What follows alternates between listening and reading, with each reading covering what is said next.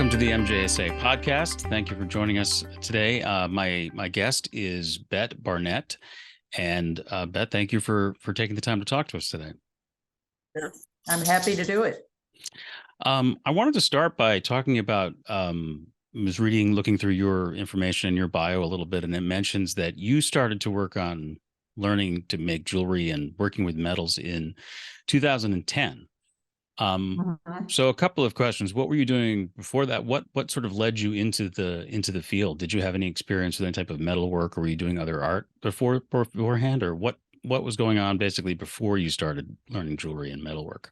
No, I actually came to metals pretty late in life. I had a long, I often call it soul killing, but that's probably too dramatic, but a long career as a corporate communication consultant. And I retired early from that, just basically because I did have, the job had creative aspects of it, but it wasn't very fulfilling. So I was able to retire early and started working. I think I went the route that a lot of people do, and that's pick up beading at first.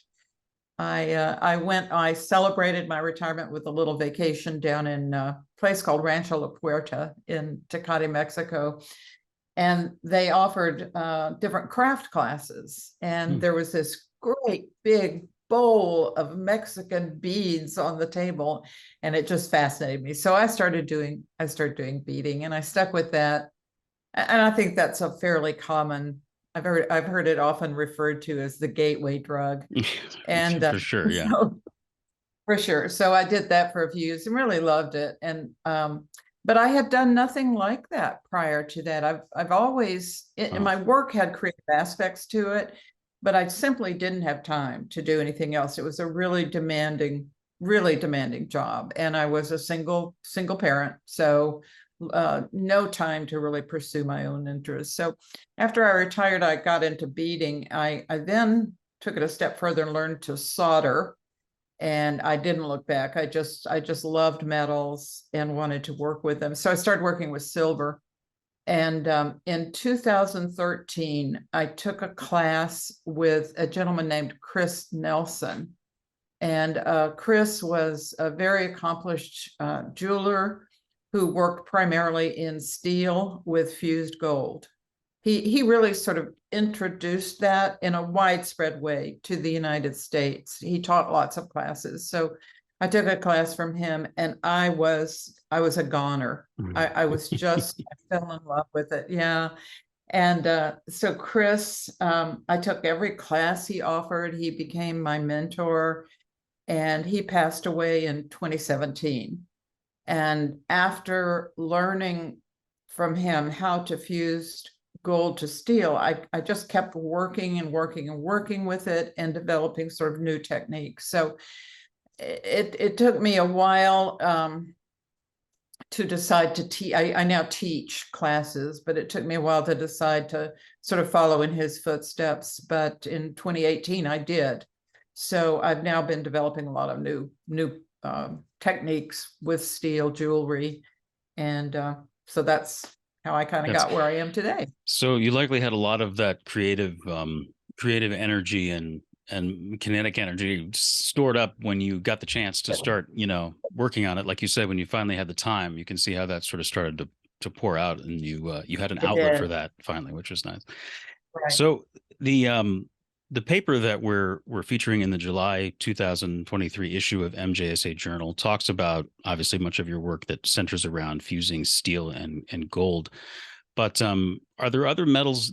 I think that you've worked with some other metals or fusing some other metals together with steel. Can you talk a little bit about that? I mean, was that just did that come about just as experimentation and you trying new things? And what other materials have you worked with in that regard? Yeah, that was part of the work that I did with Chris. Then I sort of I don't have a scientific background or a scientific mind, but I started getting really interested in the metallurgy behind it. And so I started doing a little bit of research and realized that with steel, you can do so much with it because it has such a high melting temperature. So I started experimenting with fusing other metals to it, metals like copper and brass and bronzes. And I tried anything with a lower melting temperature. And then I tried silver. And silver is kind of a different animal.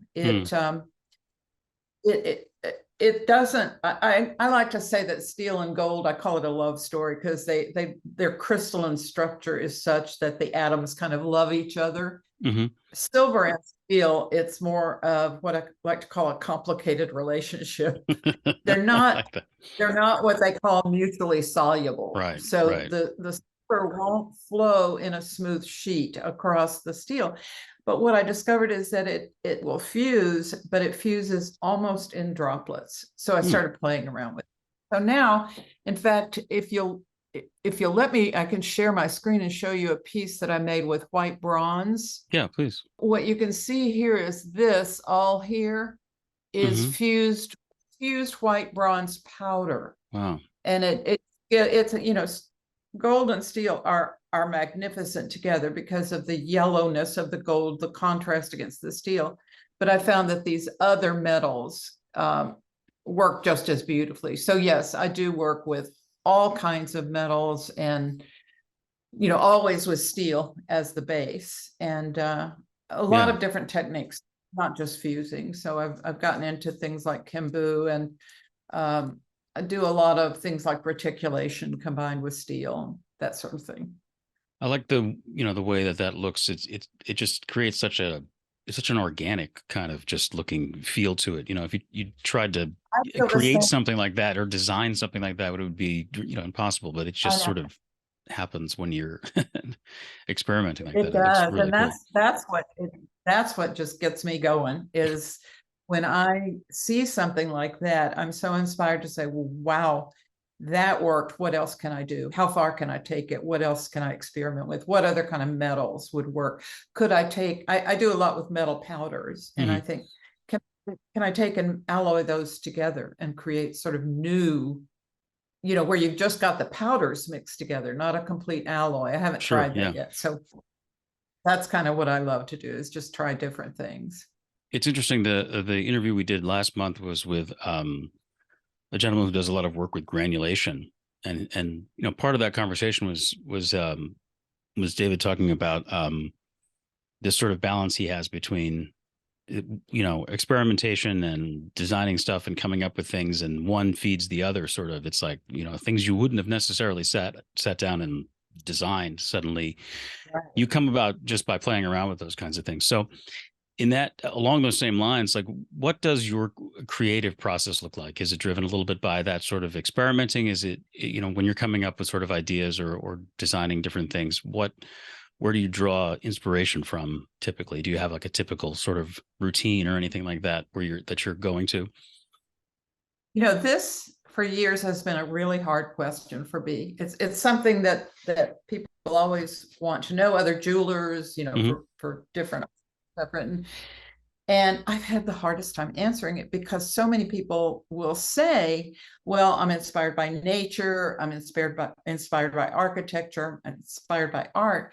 But when you gave me this question to think about ahead of time, and I started really giving it some thought, and I realized that just what you were just saying, I am inspired more by the process and the materials than anything, which doesn't sound as creative as saying, it's not a design orientation.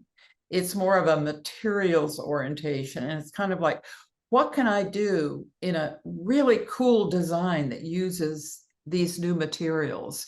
And if I can get, you know, this metal to flow this way, how can I use that in a certain design? So for example, I just made a pair of earrings, and I wanted to fuse silver across the surface in a way that made it look drippy, like it was dripping across the surface. So that drove my design. I wanted the earrings to also look like they were generating that drip. So that's kind of the process. So your website, actually, the other thing I was going to mention is your website mentions that you'd been working on a book on making steel jewelry. And I wondered if you could talk a little bit about the book and what it's about and who it's sort of geared toward, and what inspired you to, obviously your teaching and wanting to pass this on was probably part of it, but talk a little bit about the book if you wouldn't mind. And Okay. Okay. Yeah.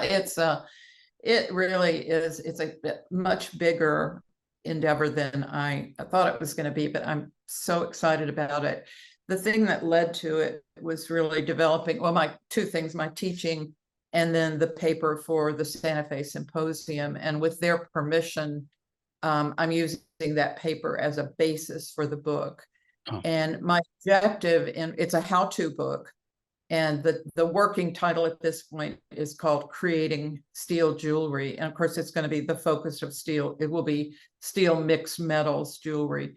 And my goal is to, and in everything I do, my goal is to create an awareness and not to sound overly dramatic, but a love of steel as a raw material for artists.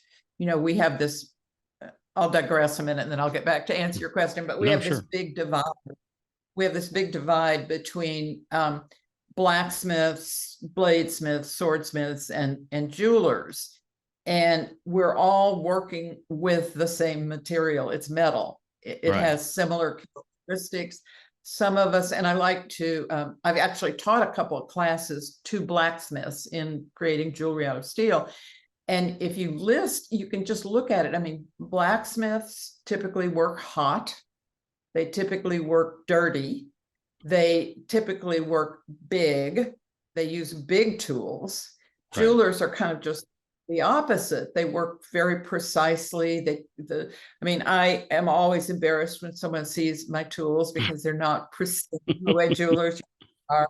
You know, they're very particular. They work cold.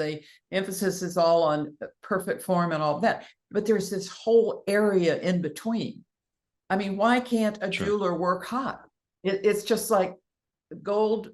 Any material becomes more malleable anyway. So that's kind of the purpose of the book, is to take those people who have said, well, wait a minute, I could be doing some things. Maybe there's some ways that I can work differently that are kind of in the middle and get this kind of crossover audience going. So that's what the intent of the book is to take someone who's maybe been a jeweler for years, but has never worked with steel or never done any blacksmithing techniques, or maybe take a bladesmith, for example, who says, wow, I'd like to fuse some gold to my work. How do I do that? So the book is a how-to book. It's designed for, I won't say rank beginners, because there needs to be kind of a basic familiarity with metals, but it's going to be start to finish. It will cover everything that was covered in my paper and more. It will get into things like working with perforated steel, which is a fabricated form of steel. It will include things like powdered metals, which really wasn't included in the paper. So it goes into that, but it's a step-by-step with how to, and then it includes a lot of photographs. And that's been the really big challenge. I want everyone to be able to see what the steps look like. Lastly, it's going to be part gallery. I'm hoping, I plan to include some photographs from other artists who are creating jewelry out of steel. We have just these amazing artists that work with steel. And now that I'm doing this and promoting this, I'm becoming more aware of them. I call steel the metal that keeps on giving, because you just don't get to the end of it. So, but that's it. Thank you. I really enjoyed doing this. Yeah, well, I really appreciate it. Thank you so much for taking the time to talk to us.